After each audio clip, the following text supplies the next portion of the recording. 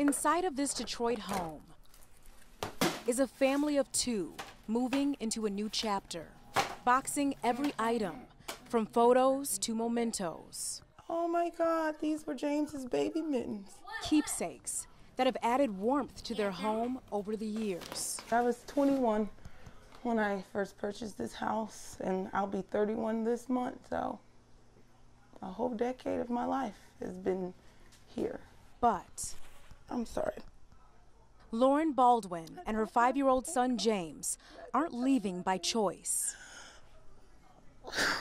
They're in the process of eviction. I don't want to be in this situation with my son. With nowhere to go. I just want to have somewhere for us to live.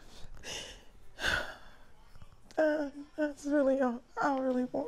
In 3 short weeks, they have to move out. Because I'm not sleeping at night, you know. I'm not really eating. I'm just worried and afraid. Because a lot can change for this family in a matter of weeks. My son is really sick right now. Doctors are out of solutions to cure James's stage 4 brain cancer. As of right now, they're basically just telling us there's still nothing they can do for him. The prognosis has not changed. But their situation has changed drastically. And to just lose it now, I mean, it's heartbreaking, but I'm dealing with so much stuff right now that I just can't. Lauren doesn't know what will happen a few weeks from now, but she knows she wants James by her side. It's just a part of life, and we'll get through it. As the family walks into an uncertain future. Hold on, James, hold on. Coco McAvoy, Local 4. Hold on, James.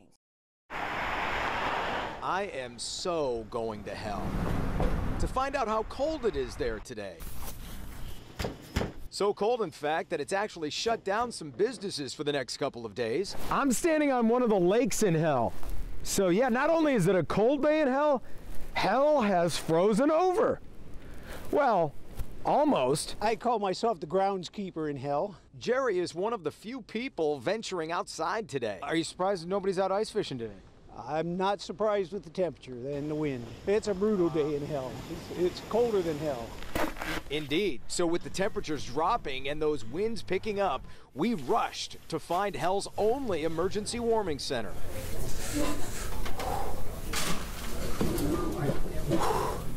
You guys have any coffee or hot chocolate? I got something for you.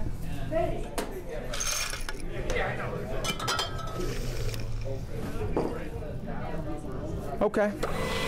Hell's Warming Center is proving to be a valuable community service in this weather crisis. We, in the last week, have seen an influx of people due to bad weather.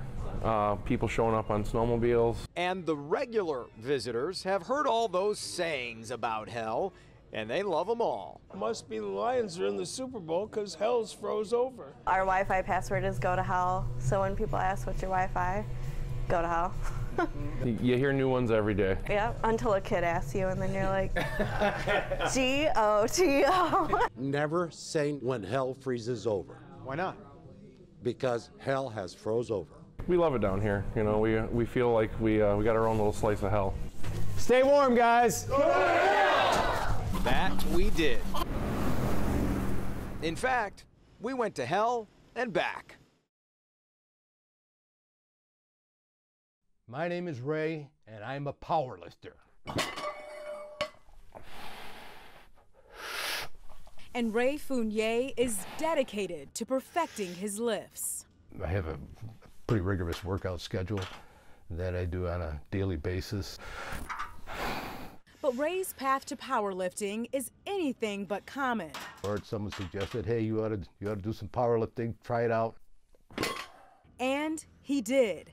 In his retirement. So this is kind of like something that I never thought would happen at my 70s. Now at 76 years old, he's among the best. When I got into it, I knew what I was getting into. I said, I can do that. Ray is running out of wall space in his home gym to display his state, national, and world titles. Just how many awards he has? Oh boy. You got an hour or two?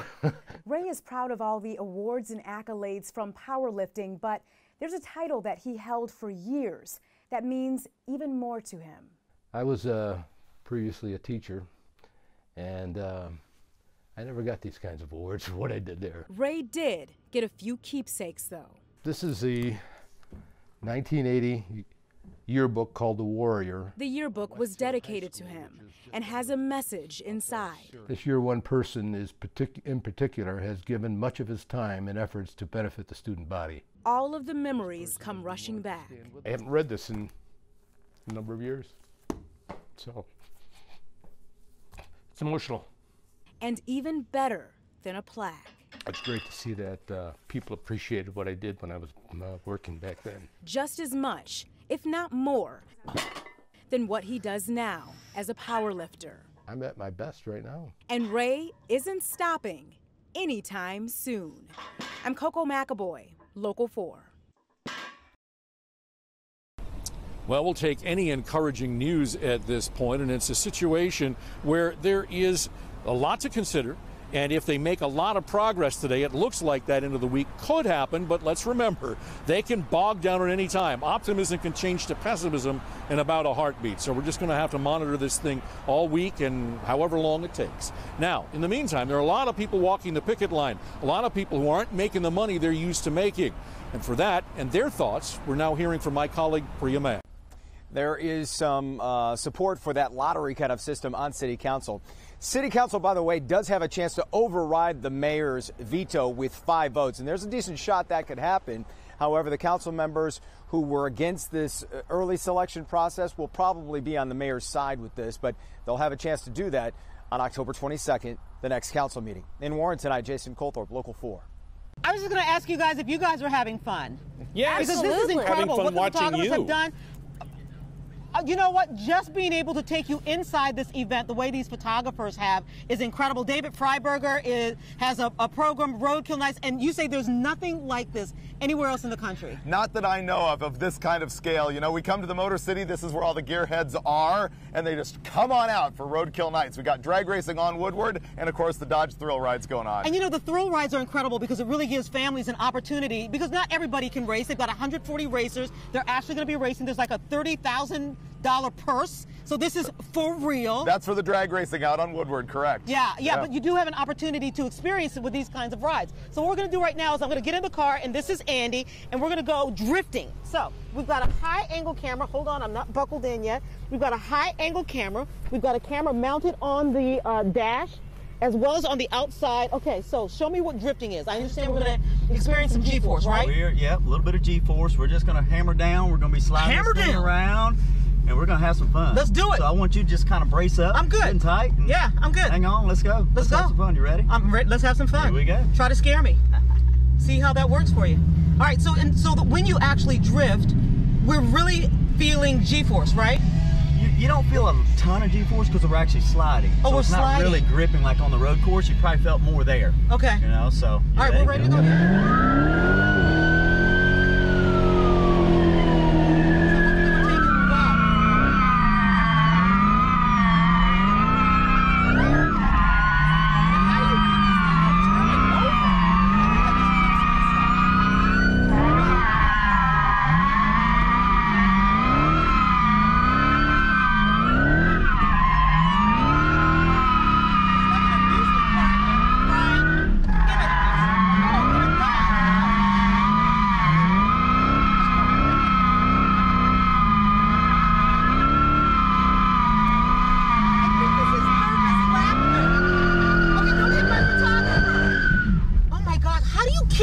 From turning over. That's the thing, is when you're drifting, I can feel the car, and did it ever go on 2 wheels? No, it's set on the ground. Yeah, this thing handles amazing. It does handle amazingly. As much power as they have. I mean, they drive amazing too. So that's kind of what we're showcasing here, you know, with today. So they're awesome cars. He's like, I'm just chill. I just did some drifting, and I'm just going like this. Yeah, that's really fun, incredible. Huh? You know, I just love how we're bringing the attention to the Motor City, to this area, and you're actually giving the audience, you're giving people here $10 to get in, doors open at 10, drag racing starts at 11, but you're actually giving people an opportunity to experience what it's like to be in one of these cars, and that makes it a lot safer because they've got the amateurs and some professionals out there on the course, but you really have an opportunity to experience. You guys were great. All right. This was a lot of fun. All right. Like I said, almost nothing like I don't do on I-696, but maybe not that exactly. Hey guys, so listen, hopefully you don't have any questions because I think I've lost IP, but I do want to give a quick shout out. Eric Yetta, Zack Lawler, they set up 5 cameras, 4 different locations throughout the concourse within 20 minutes each, guys. You got to give them a shout out. We're done for the day. Bye. See ya. Keith Lee is the young father stuck upstairs next door. We got a hold of the city to let them know what was happening here. Within minutes, they got this crew out here making quick work of this problem. A city tree removal crew saw it, cut it, working fast to get a young father named Keith Lee out of his home. Here's Keith before the crew arrived, telling us how he got his son out of the home just to get to school this morning. I had to go through the basement and go out the window and get him out through school and take him to school. And that's how I got him in, because I'm not going through that top part. I'm not trusting none of these tree branches to fall off or anything. It happened on Garland north of Mack Avenue. The ash tree was already weakened by the emerald ash borer. It fell from the city right-of-way onto the house. On scene, the city's superintendent of forestry. Last night we had winds over 30 miles an hour, 30, 40 miles an hour. And in winds like that, even a healthy tree could sustain damage. The city now working on taking down 10,000 dead trees across the city for this very reason. So far, 7,000 are down. We have about 12 storm calls we've gotten so far today, which I think is a really good number for us considering the size of the city and the number of trees that we have. We have over 185,000 trees along city streets. Meanwhile, Keith is free from his home. You got out, Keith. I got out. So they jumped on the problem pretty quickly. They jumped on it once you got here. If a tree from the city right-of-way hits your home just like this, make a report with the city legal department. Now, since we've been out here, other neighbors coming out telling us about the dead trees up and down this street. The city says let them know about those trees. They want you to use the improved Detroit app to let them know. From Detroit's East Side, Sean Lay, Local 4.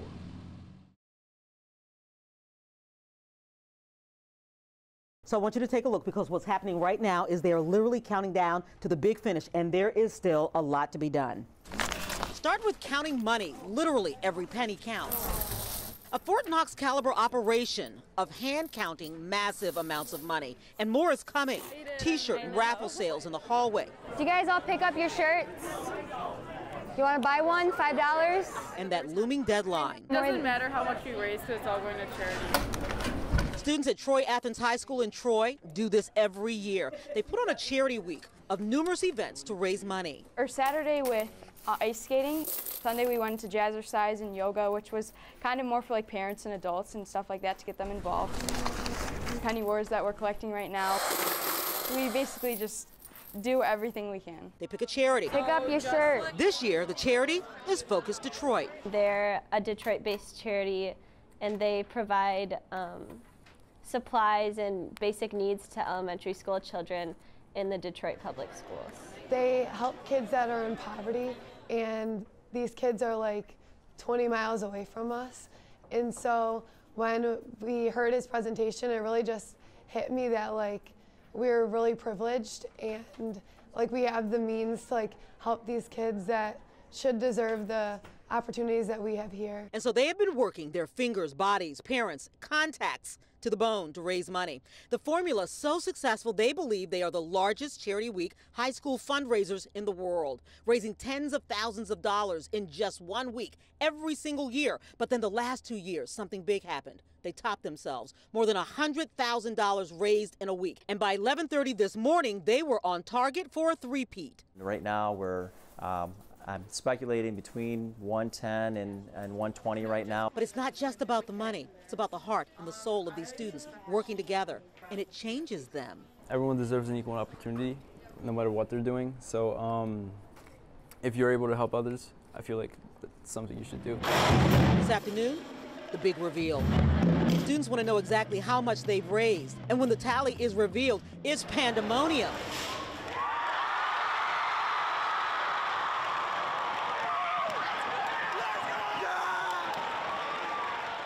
So that's a wow, right? That's a whole lot of money. And that's even missing some school days because of bad weather.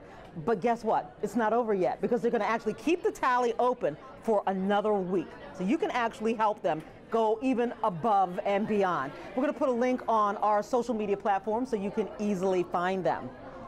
Paula Tutman, Local 4. I think this is the last thing I gotta wrap. Until today, I had no idea Santa has a workshop in Clinton Township. Elves like Tammy Jenkins working to make Christmas happen. Well, I enjoy the happy faces on the kids. But of the hundreds and hundreds of toys here, none of them are for kids that just made the nice list. These are for the kids even more deserving. I have a 11-year-old boy with chronic kidney disease, a 16-year-old girl I got that has had 49 surgeries on her larynx. That's Lori Mack, or Mac Claus as they call her. For 14 years, she has spent the month of December rounding up donations and spending her own money, ensuring kids and their families that are having a hard time won't on Christmas Day. I had somebody help me years ago. They showed up with groceries and toys for my house. So for 3 weeks, she turns her home into a warehouse, which every year seems to get larger. I would say a good 10 grand. With a van full of Christmas spirit, Lori is delivering to 18 families on Christmas Eve. Some of them are sick. Some of them have sick parents that aren't going to be here for their next Christmas, maybe. Jingle bells, jingle bells. And while we'd like to say there is no motivation behind this, we can't. In fact, it dates back precisely 14 years ago. If she was here, she would be doing this. Lori's daughter, Tricia, was 16 years old when she was killed in a texting and driving crash. All of this is a way to honor her. Keeps her alive.